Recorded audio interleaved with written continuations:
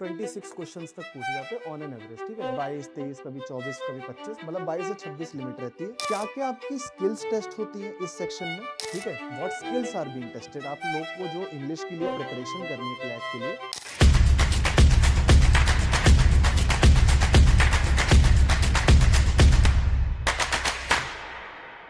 Hey everyone, welcome back to our YouTube channel. This is Ayush and you are watching Eye Contact CLAT Preparation. So in my today's video, I am going to break down the complete and updated CLAT 2026 syllabus with precision, clarity and the type of understanding that you need to have before even starting the preparation. So as most of you already know that CLAT is no longer just a knowledge based exam, rather it is very heavy reading based comprehensive intensive test. So what does this mean for you? It simply means that you need to change your preparation style from mugging of facts to building an actual understanding and critical thinking. As every question from any passage, whether legal reasoning, logical reasoning, GK current affairs or quantitative techniques, none of the question is being asked directly. Rather, the question they are framed in passages. Also, I see a lot of students feeling lost in the beginning, unsure of what to study, how much to study, how to divide subjects, how to divide time between subjects, how deep they need to go for any subject. So in this video, I'll try to explain you everything in the easiest and simplest way possible. From the role of constitution in legal reasoning to what actually matters in current affairs, and even the maths topic that scares many students. We'll try to cover them all, including most important subjects in legal reasoning like constitutional law, Indian Contract Act, BNS. So we'll try to cover it all very comprehensively in this video. So let's discuss the updated syllabus. So first of all, students, exactly what is CLAT? So we know very well that CLAT is Common Law Admission Test and it is a national level entrance exam which is being conducted for UG law course which is of 5-year LLB, ठीक है। तो सबसे पहली चीज, CLAT का exam 3-year law के लिए नहीं होता। If you are an aspirant of 3-year LLB तो आपको CLAT एग्जाम नहीं देना। CLAT के थ्रू सिर्फ 5-year लॉ कोर्सेज में एडमिशन मिलता है, BLLB, BBLLB, BCom LLB, ठीक है। तो कंडक्टिंग बॉडी कौन सी है, कौन सी बॉडी एग्जाम कराती है? It is being conducted by the consortium of NLUs, right. Mode is offline, आपका OMR शीट पे पेपर होता है। आप लोगों ने स्कूल्स में OMR शीट दी होगी, बॉल पेन से या फिर पेंसिल से उसमें मार्किंग करनी होती है, गोल गोल फॉर्म गोल गोल वो भरना होता है, स्पेस जो होती है, ठीक है। तो आप लोग का स्कूल्स में ही जनरली सेंटर आता है और वहाँ पे आपको OMR शीट में आपका ये एग्जाम अटेम्प्ट करना होता है। 2 आवर्स का आपका एग्जाम होता है, 2 घंटे का होता है और 2 घंटे यानी 120 मिनट्स। तो 120 मिनट्स में आपको 120 क्वेश्चन ही अटेम्प्ट करने होते हैं। यहाँ पे इसीलिए न्यू पैटर्न लिखा है, हालांकि अभी इतना न्यू भी नहीं रहा, ठीक है। 2020 में पैटर्न चेंज हुआ था, 5 साल ऑलरेडी हो चुके हैं, ठीक है। तो 120 मार्क्स का पेपर होता है, 120 मिनट्स में आपको करना होता है, ठीक है। ऑफलाइन मोड में होता है, कंसोर्शियम ऑफ एनएलयूज इससे करवाता है, ठीक है। किस लिए करवाता है? For admission in 5-year law at NLUs and other private universities. Then moving ahead, this is about the pattern of the exam, ठीक है। Like what is the pattern of the paper? So as we just discussed that total questions there are 120, ठीक है। अभी उस पे bifurcation में हम लोग डिस्कस करेंगे कि किस टॉपिक से कितने क्वेश्चंस आते हैं, किस टॉपिक से मतलब किस सेक्शन से कितने क्वेश्चन आते हैं, लीगल के कितने, करंट अफेयर से कितने, ठीक है। अब यहाँ पे आपके ये सारे सेक्शंस मेंशन्ड है, तो कौन कौन से सेक्शन से एक बार देख लेते हैं। English language, then current affairs and GK, legal reasoning, logical reasoning and quantitative techniques. तो आपके 5 सेक्शन हो गए, ये 5 सेक्शन कंप्राइज करके आपके 120 क्वेश्चंस बनाते हैं, ठीक है। मार्किंग स्कीम क्या होती है? For every correct answer you get a +1, ठीक है। सीधी सी सिंपल कैलकुलेशन है, जितना आपके जितने क्वेश्चन सही होंगे आपको हर क्वेश्चन का एक सही मार्क्स का 1 मार्क्स मिलेगा, एक हर सही क्वेश्चन अटेम्प्ट करने का, ठीक है। अगर कोई क्वेश्चन आप गलत अटेम्प्ट कराते हो तो क्या होगा? तो आपके 0.25 मार्क्स डिडक्ट हो जाएंगे, ठीक है। तो सपोज आपने 4 क्वेश्चन अटेम्प्ट किए, चारों सही हुए, तो आपके कितने मार्क्स बन गए? 4 मार्क्स बन गए। बट सपोज आपने 4 क्वेश्चन अटेम्प्ट किए, ठीक है, 2 गलत हो गए, तो आपके कितने मार्क्स बन रहे हैं? तो आपके मार्क्स बनेंगे, भाई आपके 4 क्वेश्चन आपने अटेम्प्ट किए, 3 तो आपके सही हो गए, तो 3 मार्क्स वो बन गए, ठीक है। एक आपका गलत हो गया है, ठीक है, एक आपका क्वेश्चन गलत हो गया है, तो आपके कितने मार्क्स बनेंगे? 2.75, ठीक है, सॉरी 3.75 आपके मार्क्स बन जाएंगे यहाँ पे, -0.25 होने के बाद। हाँ, 3 आपके सही है, एक आपका नेगेटिव हो जाएगा, तो माइनस आपका यस 3.75, ठीक है। तो आपके उतने मार्क्स बनेंगे। तो we have to make sure कि ना हम कम से कम अटेम्प्ट करें अगर हमें नहीं आता है, क्योंकि अगर हम 4 क्वेश्चन गलत कराएंगे ना इस कैलकुलेशन के हिसाब से, तो आपका 1 मार्क्स डायरेक्टली वहीं कम हो जाना है, ठीक है। 25 × 4 इज 0.25 इंटू 4 आप करोगे तो 1 आएगा, ठीक है। तो what we have to make sure is कि if we are not sure about any particular question, if we are unsure about any question, we don't need to attempt that, we can just leave it, ठीक है, because if we leave it तो we'll just get a 0 for it, ठीक है। चलिए, then English language, yes. तो अभी ये हम लोगों ने जो यहाँ डिस्कस किया था कि आपका सेक्शंस कौन कौन से, तो अब हर सेक्शन में एक देख लेते हैं कि क्या सिलेबस कंप्राइज करता है, मतलब इंग्लिश लैंग्वेज में से भी क्या क्या क्लैट के लिए इंपॉर्टेंट है, ठीक है। तो सबसे पहले लेट्स डिस्कस कि कितने क्वेश्चंस आते हैं। तो आपसे अराउंड इंग्लिश में 22 से 26 क्वेश्चंस तक पूछे जाते हैं ऑन एन एवरेज, ठीक है। 22, 23, कभी 24, कभी 25, मतलब 22 से 26 लिमिट रहती है। इतने क्वेश्चंस आपके इंग्लिश लैंग्वेज से आते हैं, ठीक है। क्या क्वेश्चंस होते हैं, किन टॉपिक से आते हैं, क्या रहता है इंग्लिश का सिलेबस। तो सबसे पहले हम जैसे हम लोगों ने डिस्कस किया था कि it is a very heavy reading based intensive comprehensive test. तो questions they are based on passages, ठीक है। अराउंड 450 टू 500 वर्ड्स का पैसेज होता है, उस पे आप लोग का बेस्ड होते हैं क्वेश्चंस, ठीक है। क्या क्या आपकी स्किल्स टेस्ट होती हैं इस सेक्शन में, ठीक है। What skills are being tested, आप लोग को जो इंग्लिश के लिए प्रिपरेशन करनी है क्लैट के लिए, तो उसमें एग्जामिनर का क्या इंटेंट होता है, वो क्या जानना चाहता है इंग्लिश के बारे में आपसे, कि आपको इंग्लिश में क्या आता है क्या नहीं आता है। तो basically what skills are being tested. So the first skill which is being tested is your comprehension, ठीक है। Second is vocabulary in context, vocab बहुत अच्छी आपकी होनी चाहिए। Third is tone and inferences, author की क्या टोन है, ठीक है, क्या इन्फरेंसेज है। Then main idea and structure, passage का मेन आइडिया और स्ट्रक्चर क्या है। सोर्सेज आप कहाँ से कवर कर सकते हो इंग्लिश के, तो बेसिक सोर्सेज तो मैंने यहाँ पे लिखे हुए हैं। एडिटोरियल्स आप पढ़िए हिंदू के या द इंडियन एक्सप्रेस के, whatever newspaper you deem fit for you, right.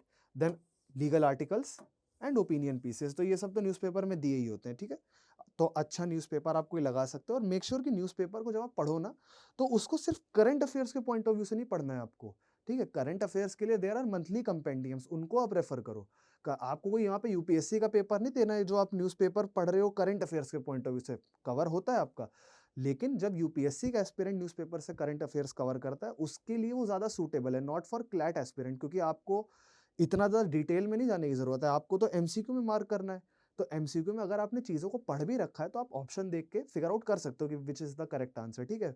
But that is not the case in CLAT, that is not the case in UPSC. तो यूपीएससी में आपको, क्योंकि डिस्क्रिप्टिव आंसर लिखना है, तो आपको अच्छे से सारे फैक्ट्स पता होने चाहिए। तो न्यूज़पेपर रीडिंग वहां ज्यादा ठीक है, आप लोग भी करते हो, बुराई नहीं है, but we should be saving that bandwidth, ठीक है। जो हम लोग टाइम इतना इन्वेस्ट करते हैं न्यूज़पेपर पढ़ने में, उसको सिर्फ आप पढ़ो, मना ही नहीं, लेकिन करंट अफेयर्स के पॉइंट ऑफ व्यू से नहीं। करंट अफेयर्स के लिए just rely on any good monthly compendium of any institute which ever you think is good. हम लोगों की मंथली कंपेंडियम्स भी हैं, मंथली बेसिस पे वो चलती है। If you are interested for that, you can just show your interest in the comment section, ठीक है। Then this was all about English, ठीक है। Then moving ahead, just a second, ये स्टूडेंट्स थोड़ा सा यस, ठीक है। फिर आपका करंट अफेयर्स इंक्लूडिंग जीके।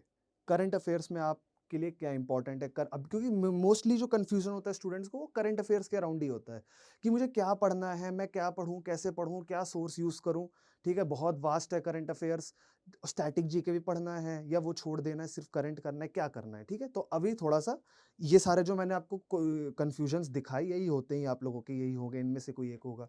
तो उन उसको भी क्लियर आउट अभी करते हैं। देखिए, सबसे पहले around 28 to 32 question they are being asked in current from the current affairs section, ठीक है। लगभग 28 से 32 क्वेश्चन आते हैं, ठीक है। तो आप देख रहे हो लगभग 25% पेपर तो इसी से ही आ रहा है, ठीक है, करंट अफेयर से। तो बहुत ही इंपॉर्टेंट सेक्शन है आपके लिए ये, ठीक है। Basically it focuses on current events of last 10 to 12 months, ठीक है। लास्ट 10 टू 12 मंथ, मतलब अगर आप दिसंबर में पेपर दे रहे हो तो दिसंबर 2024, मतलब दिसंबर 2000 यस 24 से लेकर आपका जनवरी 2025 से लेकर थ्रू आउट आपका दिसंबर 2025 तक इंपॉर्टेंट, ये आपके लिए इंपॉर्टेंट कैलेंडर है, ठीक है। देन क्या टॉपिक्स आते हैं करंट अफेयर से, ठीक है। तो topics are mostly national and international affairs. National international affairs क्या चल रहे हैं, ठीक है। बहुत ही कुछ चल रहा है इस साल, तो खैर बहुत ही कुछ चला है, तो क्या ही बताएं, बट हाँ मोर प्रोमिनेंटली जैसे आपका वन नेशन वन इलेक्शन हो गया, ठीक है। फिर अभी संसद का मॉनसून सत्र चालू होने वाला है 17 जुलाई से, ठीक है। उसमें काफ़ी ज़्यादा डिस्कशंस होंगे। तो उसमें से देखते हैं हम लोग कि क्या मतलब जो संसद का सत्र बैठेगा, क्या डिस्कशन उसमें हो रहा है। तो ऑब्वियस सी बात है, पहलगाम के बारे में डिस्कशन होगा, हमारी आर्मी ने जो पाकिस्तान के अगेंस्ट एक्शन लिया, वो सब डिस्कशन तो हो गई। तो वो सारा आपका ना मतलब नेशनल अफेयर्स में वो बहुत इंपॉर्टेंट है। फिर आपका महाकुंभ हुआ था जनवरी में, वो एक इम्पॉर्टेंट है। तो मेजर जो भी नेशनल इवेंट्स आपके चल रहे हैं, ठीक है, मेजर जो स्कीम्स है गवर्नमेंट की वो सब, और वही major international affairs. Major international affairs में आप जैसे आप अभी देख रहे हो रशिया यूक्रेन वॉर के बारे में, ठीक है, फिर आपका ईरान एंड इजराइल का जो वॉर चल रहा है, ये सारा, ठीक है। And not only war, war के अलावा भी जो इंटरनेशनल अफेयर्स में चल रहा है, सपोज नेटो की कोई मीटिंग है, ब्रिक्स का कोई मीटिंग है, ठीक है, तो ये जो भी मेजर इंटरनेशनल समिट्स हैं वो भी इसी हेडिंग में इंक्लूडेड है, ठीक है। सिर्फ वॉर वॉर तो सिर्फ एक कॉमन एग्जांपल है, तो लोग वॉर बोल रहे हैं। वॉर के अलावा भी बहुत सारे अफेयर्स हैं, इंटरनेशनल अफेयर्स, जो इंपॉर्टेंट रहते हैं, ठीक है। देन आपकी गवर्नमेंट पॉलिसीज, जो मैंने अभी डिस्कस किया, गवर्नमेंट पॉलिसीज एंड स्कीम्स जो भी हैं मेजर एंड इंपॉर्टेंट स्कीम्स, ठीक है। फिर आपकी legal development, supreme court and high court के मेजर जजमेंट्स, ठीक है। जो भी मेजर लीगल डेवलपमेंट हो रहे हैं, जैसे आप देख सकते हो कि अब से कुछ साल पहले जैसे जो शायरा बानो केस के डेवलपमेंट थे, वो क्लैट 2022-23 के लिए बहुत इंपॉर्टेंट थे, ठीक है, क्योंकि वो उस टाइम के डेवलपमेंट थे। तो हमको जो भी मेजर सुप्रीम कोर्ट की जो भी मेजर जजमेंट्स आ रही हैं, जो भी मेजर डेवलपमेंट हो रहा है किसी बिल को लेके, किसी एक्ट को लेके, या किसी भी मेजर कोई भी मेजर अगर पॉलिटिकल डेवलपमेंट या फिर लीगल डेवलपमेंट हुआ, जैसे कि अभी आप लोगों ने रिसेंट में 2-3 महीने पहले सुना होगा कि तमिलनाडु गवर्नमेंट ने बिना गवर्नर की एक्सेंट के, बिना गवर्नर के साइन के एक बिल को एक्ट बना दिया। आप समझ रहे हो, एक बिल को एक्ट बना दिया। अ bill when any act or any law which we can say any law when it is in the form of a bill, ठीक है, तब तक वो enforce नहीं होता है, but as soon as that bill becomes an act it is enforceable. To make sure that a bill becomes an act, it is necessary at state level that there should be the assent of the governor, right? But for the very first time in history, 2-3 months ago, you must go through that judgment as well. You must go through that incident as well if you haven't gone through it yet. That the government of Tamil Nadu, they passed a certain legislation without taking the accent of governor, and they made that an act. ठीक है, अब उस पे आप लोग का मेरी side से होमवर्क है, कमेंट करके बताना कि फिर जब ये केस सुप्रीम कोर्ट में गया, उन्होंने क्या कहा, सुप्रीम कोर्ट से क्या जजमेंट आती है। तो this is just an example. इसी तरीके से जो भी मेजर लीगल डेवलपमेंट्स हो रहे हैं, जैसे पिछले साल इलेक्टोरल बॉन्ड का बहुत बड़ा इशू था, ठीक है, तो ये सब इंपॉर्टेंट है आपका सारा, ठीक है, supreme court and high court के जो भी मेजर जजमेंट्स हैं। फिर आपका स्पोर्ट्स, ठीक है, अवार्ड्स, समिट्स, बुक्स, रिपोर्ट्स, ये है। अब उसके बाद स्टैटिक को लेके जो एक कंफ्यूजन रहता है वो क्या है कि static GK only where relevant to current affairs, ठीक है। Example UN agencies, constitutional articles etcetera. इसका लेमैन में क्या मतलब है, मैं सीधा मतलब बता देता हूँ। करंट अफेयर्स के जो भी टॉपिक्स हम पढ़ते हैं, हमें उसी का ही स्टैटिक अच्छे से आना चाहिए। फॉर एग्जाम्पल, जैसे कि यहाँ पे है नेशनल एंड इंटरनेशनल अफेयर्स, तो मैं इन दोनों से आपको एक थोड़ा सा एग्जाम्पल देके क्लियर कर देता हूँ। कोई भी मेजर नेशनल अफेयर ले लेते हैं, suppose one nation one election ले लिया, ठीक है। वन नेशन वन इलेक्शन का जब आप करंट अफेयर्स का पार्ट पढ़ोगे, तो आप करंट अफेयर्स में क्या पढ़ोगे कि वन नेशन वन इलेक्शन को किस कमेटी ने इंट्रोड्यूस किया, किस कमेटी ने उस पर रिपोर्ट बनाई, तो कोविंद कमेटी ने रिपोर्ट बनाई। उसको कौन लीड कर रहे थे, तो रामनाथ कोविंद जी कर रहे थे, पूर्व राष्ट्रपति। कितने लोग थे, तो आप ये पढ़ लोगे, ठीक है। पहली मीटिंग का वो डेट देख लोगे, क्या एजेंडा था वो देख लोगे, और भी जो भी वन नेशन वन इलेक्शन के अराउंड का जो भी करंट डेवलपमेंट है वो आप पढ़ोगे। अब इस लाइन का क्या मतलब है कि static GK only where relevant to current affairs. अब हमने करंट अफेयर्स में वन नेशन वन इलेक्शन पढ़ा, अब हमें उसी टॉपिक का स्टैटिक भी पढ़ना है। तो स्टैटिक में आप क्या देखोगे, जब आप वन नेशन वन इलेक्शन के लिए पढ़ने जाओगे डिटेल में, तो आपको पता चलेगा कि हमारी कंट्री में आज़ादी के बाद, हो सकता है आप में से कुछ लोग को पता हो, नहीं पता हो तो अब बता देता हूँ, हमारी कंट्री में आज़ादी के बाद 1947 में आज़ाद हुए थे, 1950 में हमारा कॉन्स्टिट्यूशन लागू हुआ था, 1952 में हमारे पहले जनरल इलेक्शंस हुए थे, ठीक है, general elections to the parliament, यानी लोकसभा का। तो 1952 में हमारे पहले इलेक्शन हुए, फिर दूसरा 1957 में 5 साल के बाद, फिर 1962 में और फिर 1967 में। तो हमारे देश में जो आज़ादी के बाद शुरुआत के 4 इलेक्शन होते, उस टाइम पे कंट्री में वन नेशन वन इलेक्शन ही चलता था। तब ऐसा नहीं होता था कि लोकसभा का चुनाव पिछले साल हुआ, इस साल कहीं और विधानसभाओं का चुनाव है, अगले साल भी कहीं चुनाव है, उसके अगले साल भी चुनाव है और देश हमेशा चुनाव में रहता है। पहले ऐसा नहीं था। शुरुआत के 4 इलेक्शन चाहे आप अपने ग्रैंड पेरेंट्स से, अपने पेरेंट्स से, जो भी आपको कोई अगर घर में बड़ा गार्जियन है, कोई बड़े बुजुर्ग हैं, तो उनसे आप पूछ सकते हो कि दादाजी, नाना जी, जो भी हैं आपके रिलेटिव, कि पहले कंट्री में इलेक्शन कैसे होते थे, तो वो आपको बताएंगे कि पहले लोकसभा का और सारे स्टेट्स की विधानसभाओं का, जितने भी स्टेट्स होते थे, सबका इलेक्शन एक एक साथ हो जाता था। जो गवर्नमेंट अब प्लान कर रही है ना करने के लिए इस बिल के थ्रू कि सबका इलेक्शन एक साथ हो जाए, सारी विधानसभाओं का, लोकसभा का, पहले ऐसे ही होता था। तो आपको ये स्टैटिक पार्ट पता होना चाहिए। अब इसमें आपको क्या क्या स्टैटिक फैक्ट्स है, जैसे कि आपसे ये पूछा जा सकता है कि जब वन नेशन वन इलेक्शन की ये साइकिल डिसरप्ट हुई थी, तो पहला स्टेट कौन सा था? तो पहला स्टेट केरला था, क्योंकि वहाँ स्टेट गवर्नमेंट डिसॉल्व हो गई थी, ठीक है? तो हुआ ही ये था कि खैर केरला में स्टेट गवर्नमेंट डिसॉल्व हो गई, तो केरला इस साइकिल से हट गया। 1970 में इवेंचुअली लोकसभा ही डिसॉल्व हो जाता है। उसके बाद कहीं-कहीं स्टेट्स में सरकारें गिर जाती हैं, कहीं पे एक स्टेट तोड़ के दूसरा स्टेट बन जाता है, तो फिर अब वहाँ पे अलग इलेक्शन प्रोसीजर वगैरह। तो इस तरह से आज की डेट में साइकिल काफ़ी ज़्यादा डिसरप्ट हो रखी है। बट माय पॉइंट इज़ कि whenever you are studying any topic amounting to current affairs, ठीक है? तो जैसे as I for an example used one nation one election, तो जब आप वन नेशन वन इलेक्शन का करंट अफेयर्स का पढ़ रहे हो ना, उसी का उस टाइम आप स्टैटिक देख लो। कब लागू हुआ, कब टूटा, पहला स्टेट कौन-सा था, ठीक है? जो भी उसके अराउंड का स्टैटिक है। सिमिलरली अगर आप इंटरनेशनल अफेयर्स पढ़ रहे हो, आपने सपोज़ ब्रिक्स की इस साल की जो मीटिंग है, उसके बारे में आपने पढ़ लिया कि जो भी मीटिंग, सपोज़ इस साल की ब्रिक्स की मीटिंग अ, किसी सर्टेन प्लेस में हो रही है, ठीक है? तो आपने उसका वेन्यू पढ़ लिया, उसका एजेंडा पढ़ लिया, मीटिंग की थीम पढ़ ली। जैसे लास्ट ईयर का एग्जांपल है, तो लास्ट ईयर ब्रिक्स की मीटिंग कज़ान में हुई थी, ठीक है? तो भाई जो भी रीसेंट डेवलपमेंट है, रीसेंट करंट डेवलपमेंट है इंटरनेशनल लेवल पे, वो तो आप पढ़ोगे ही कि भाई कौन-कौन अटेंड किया, क्या एजेंडा था, क्या थीम थी, वो सब आपको पढ़ना ही है। साइड बाय साइड उसी का स्टैटिक भी पढ़ लो। जब आप ब्रिक्स के बारे में पढ़ रहे हो, ब्रिक्स का आपने कोई करंट अफेयर्स की न्यूज़ पढ़ी, उसी टाइम पे आप उसका स्टैटिक भी पढ़ लो। स्टैटिक में आप क्या पढ़ लोगे कि भाई ब्रिक्स कब फॉर्म हुआ, पहला मेंबर नेशन कौन था, ठीक है? जैसे कि पहले सिर्फ ब्रिक था, Brazil, Russia, India, China, south Africa 2010 में आया था, जब ये ब्रिक्स संगठन बना था 2009 में, उस टाइम पे ये 4 ही देश थे। तो 5वां पहला देश कौन-सा आया, मतलब 5वां देश कौन-सा आया, कौन से ईयर में बना, meeting main most most prominent meeting कहाँ हुई, फिर थोड़ा बहुत जियोग्राफिकल स्टैटिक पार्ट की, which BRICS nation has the largest tropical rain forest cover, तो ब्राज़ील, ठीक है? तो इस तरीके से हमें उसका स्टैटिक भी पढ़ना है। जो भी हम करंट अफेयर से पढ़ रहे हैं, उसी का ही हमें स्टैटिक पढ़ना है बस, ठीक है? कुछ अलग से और नहीं करना।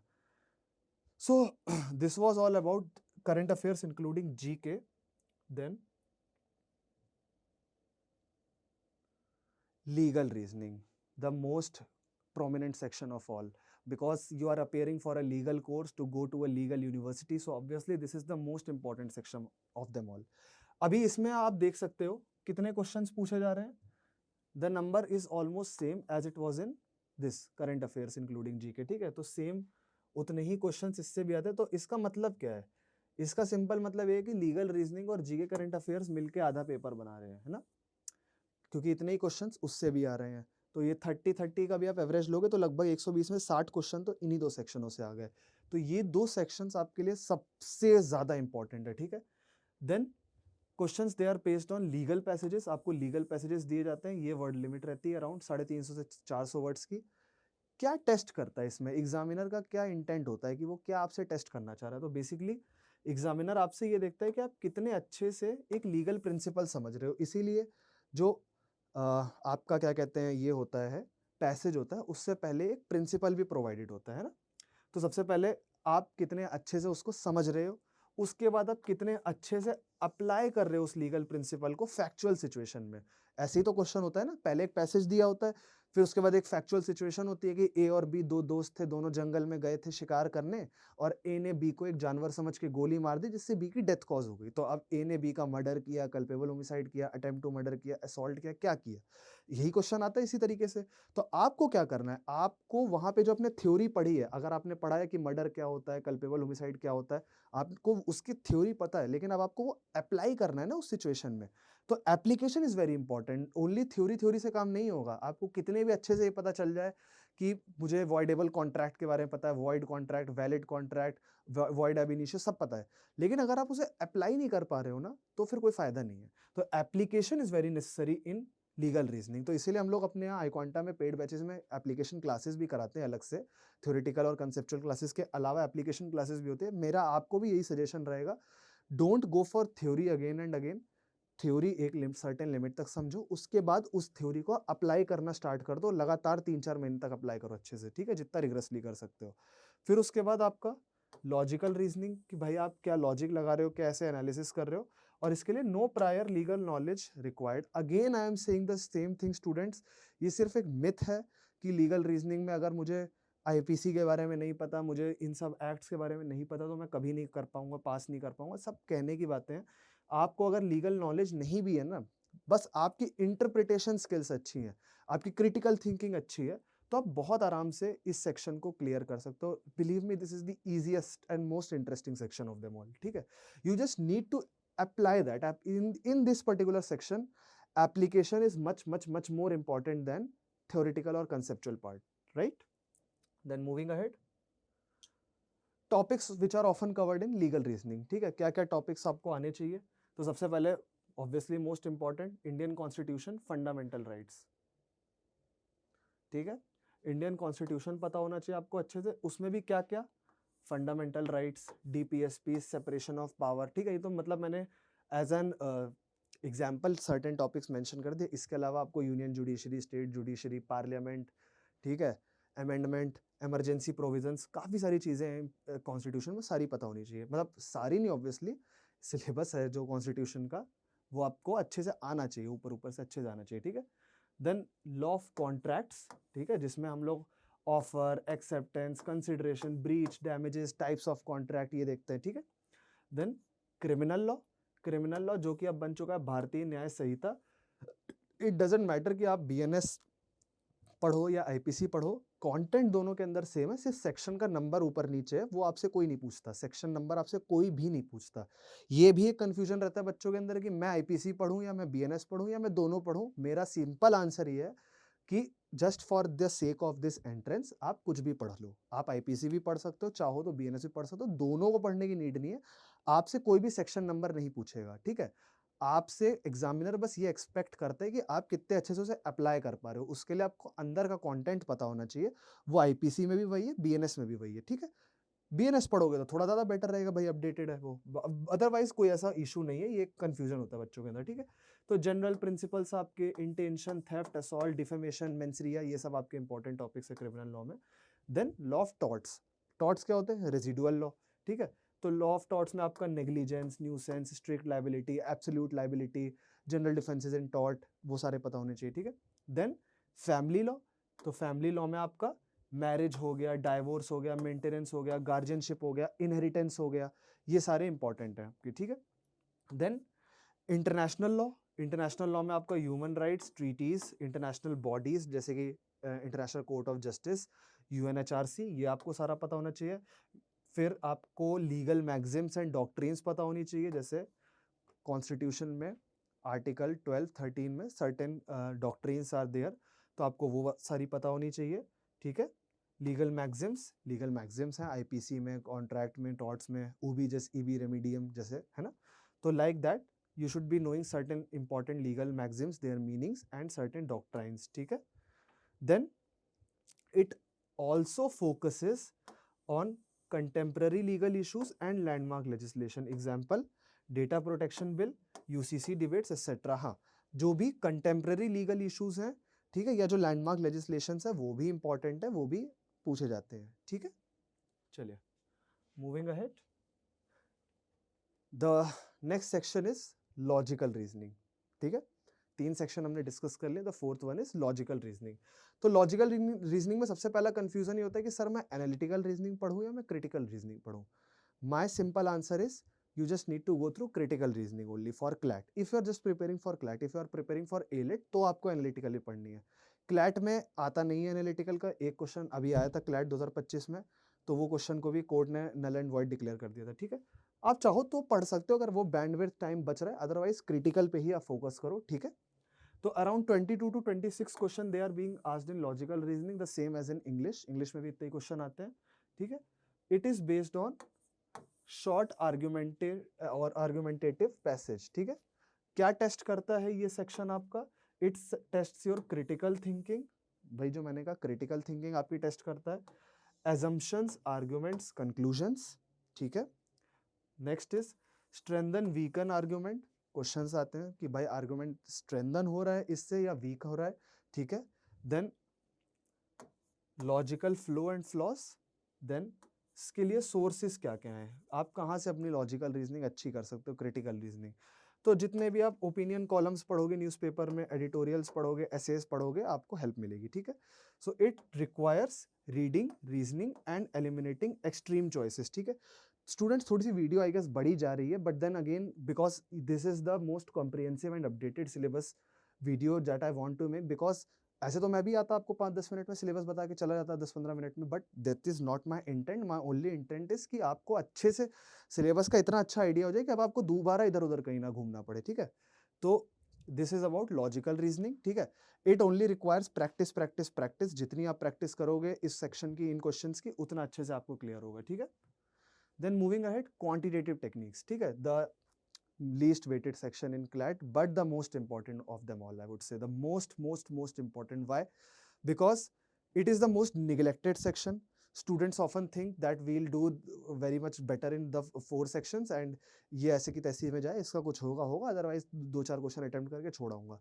भाई अगर आप ये चीज सोचो, अगर सबके माइंड में यही चल रहा है तो फिर मतलब फिर तो कोई पढ़ेगा ही नहीं ना। ये सीधी सी बात, मेरा एक सिंपल सा आप लोग को सजेशन और सॉल्यूशन है। मोस्टली स्टूडेंट्स के दिमाग में यही होता है कि इस सेक्शन को थोड़ा हल्के में ले लेते हैं, बाकी सेक्शन में अच्छा करेंगे, वो नैया पार लगवा देंगे।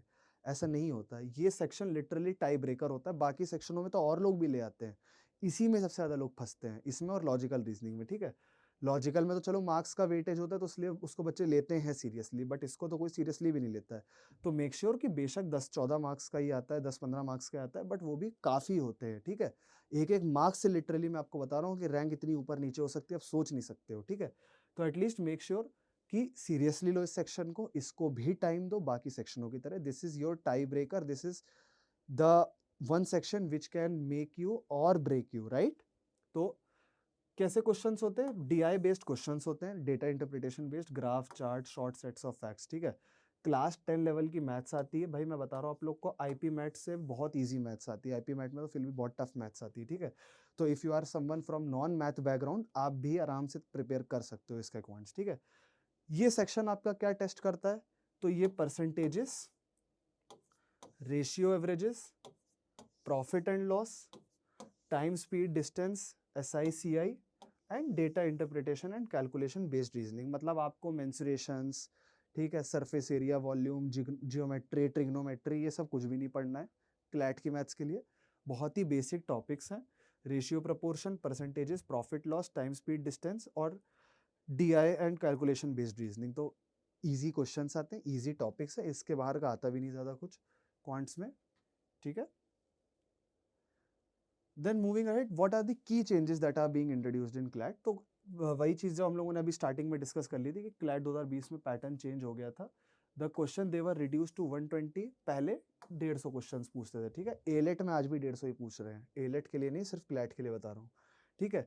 Then emphasis on reading plus comprehension plus application. Again the thing which I have mentioned an number of times कि भाई रीडिंग भी आपकी टेस्ट होती है कि आप कितना पढ़ पा रहे हो, कितने अच्छे से पढ़ पा रहे हो और उसको कितने अच्छे से डिकोड कर पा रहे हो, ठीक है।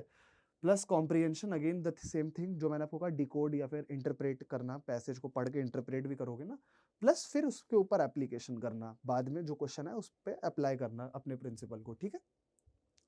Legal sections they are aligned more with contemporary issues and BNS, Bharatiya Nyaya Sanhita, ठीक है।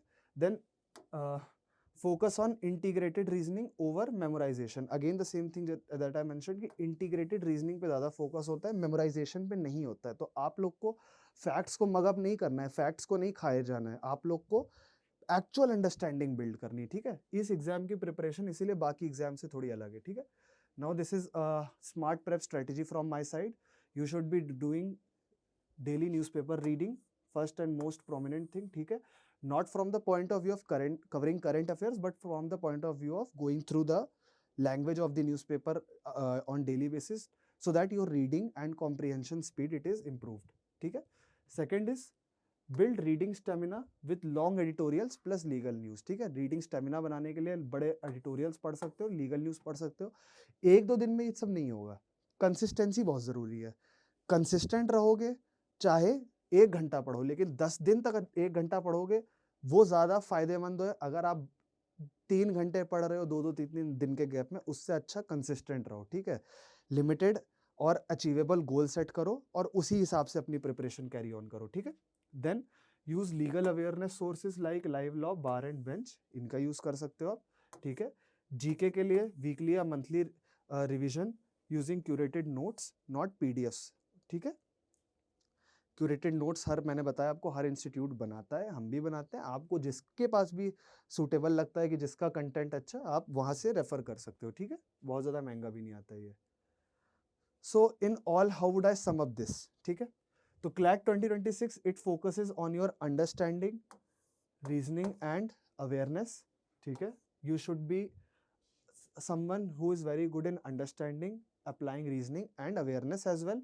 Then all sections are comprehension based, practice with real passages. कहाँ से practice कर सकते हो वो भी अभी बताऊंगा, वो भी free में, ठीक है.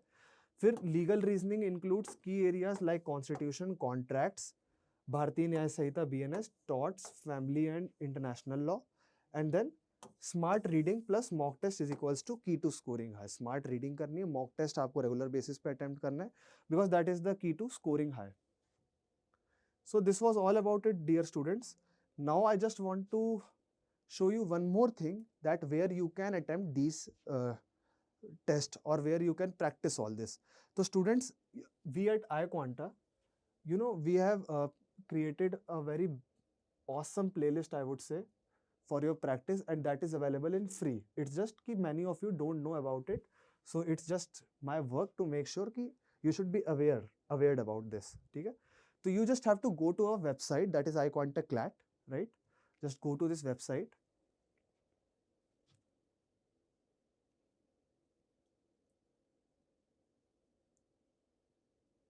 Yes.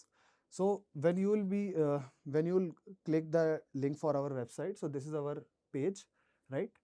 What you have to do is that you have to go to this module of free preparation resources, right? And here you will see this free CLAT quiz.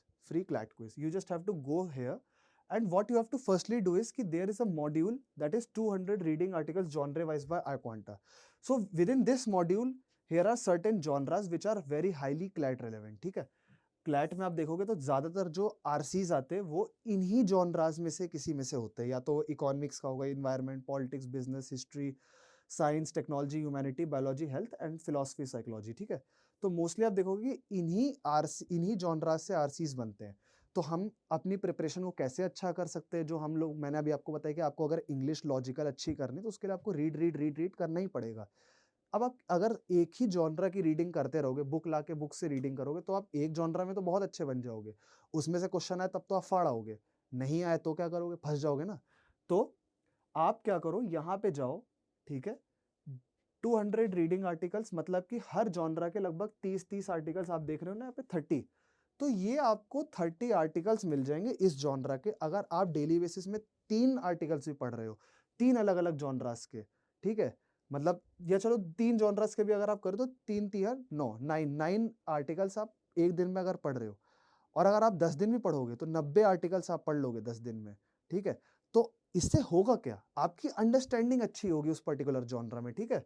तो make it a habit of reading at least 2 3 or whatever capacity your mind has. Just make sure that align your preparation with your capacity, right? Capacity of mind. अगर आपकी capacity 3 घंटे पढ़ने की तो उतना ही करो. Rigorous target set करोगे तो कंसिस्टेंसी नहीं बनेगी, ठीक है. तो please make sure to go through these RCs. All right. Then there are certain practice tests as well for quantitative techniques. So here you will go click it and 10 tests will appear. Each test has 10 questions. तो आपकी quants की भी बढ़िया practice यहाँ मैं करवा रहा हूँ.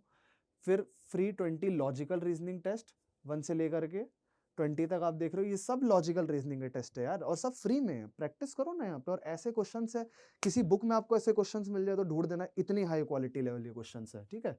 ये सब रीडिंग आर्टिकल जॉनरा वाइज आपको कहाँ मिलेंगे, किसी बुक कोई नहीं देगा आपको ये सब इतना सब फ्री में, ठीक है।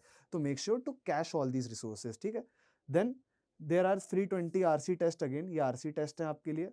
और यहाँ पे लीगल रीजनिंग क्विज है, तो यहाँ पे आपको लीगल रीजनिंग के क्विज मिल जाएंगे, वो भी जॉनरा वाइज। क्रिमिनल लॉ के भी हैं, कॉन्स्टिट्यूशनल लॉ के भी हैं, टॉर्ट्स के हैं, मिसलेनियस लॉस के, और ये मिक्स क्वेश्चन बैंक है, 50 क्वेश्चन है मिक्स, ठीक है। अब आपको लग रहा होगा ये सब तो खत्म हो गया, इतना ही है। अरे कैसी बात कर रहे हो, यहाँ पे आप जाओ कॉन्स्टिट्यूशन टॉपिक वाइज क्विजीज में, जॉनरा वाइज आपको यहाँ पे कॉन्स्टिट्यूशन के प्रैक्टिस सेट्स मिल जाएंगे, देख रहे हो। High court, subordinate court, finance commission, special provisions for various states, election commission, centre state relation, evolution of Panchayati Raj, मतलब कॉन्स्टिट्यूशन के जितने इंपॉर्टेंट टॉपिक्स है सबके आपको यहाँ पे जॉनरा वाइज प्रैक्टिस क्वेश्चंस मिल जाएंगे। 5-5, 10-10 क्वेश्चन है एक उसमें, तो अच्छी प्रैक्टिस आपकी हो जाएगी, ठीक है। Then there are daily current affairs as well, यहाँ पे आप डेली करंट अफेयर्स की प्रैक्टिस कर सकते हो, डेट वाइज दिया हुआ है ये सारा, ठीक है। Then English RC 14 by quanta, तो यहाँ पे आपको इंग्लिश के और 14 प्रैक्टिस सेट्स मिल रहे हैं, ठीक है। फिर आपका GK genre wise static GK quizzes. अब आपको यहाँ पे स्टैटिक जीके के जो इंपॉर्टेंट टॉपिक्स हैं उसके भी मैंने यहाँ पे जॉनरे वाइज आपके लिए टेस्ट बना रखे हैं। Indian polity and constitution, international current affairs, medieval Indian history quiz, ठीक है। तो ये हो गया आपका। फिर लास्ट में आपका मंथ वाइज करंट अफेयर्स आ गया, तो मंथ वाइज करंट अफेयर्स में आपको जनवरी का ही अभी हमने अपलोड किया है, तो अभी इसको भी करवा देंगे। तो खैर anyways, apart from this, all these modules, they have ample of resources for you, they are literally treasure for you. You should really, go through this website and encash all these things for you, because it will help you very much in your preparation. So with this students, it's time to take leave from you.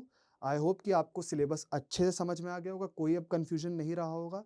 Still अगर आपको कोई syllabus में confusion है, do let me know in the comment section. Also I have one syllabus tracker as well, I will come up with that video soon, जिसमें आप proper अपने syllabus को track कर सकते हो कि आपने कितना अच्छे से पढ़ लिया, उस चीज़ को एग्जीक्यूट कर रहा है कि नहीं करा है, फिर फोर्टिफाई करा है कि नहीं किया है। तो उस लिस्ट को भी मैं लेकर जल्दी आता हूँ, ठीक है। Till then all the very best, take care, good bye.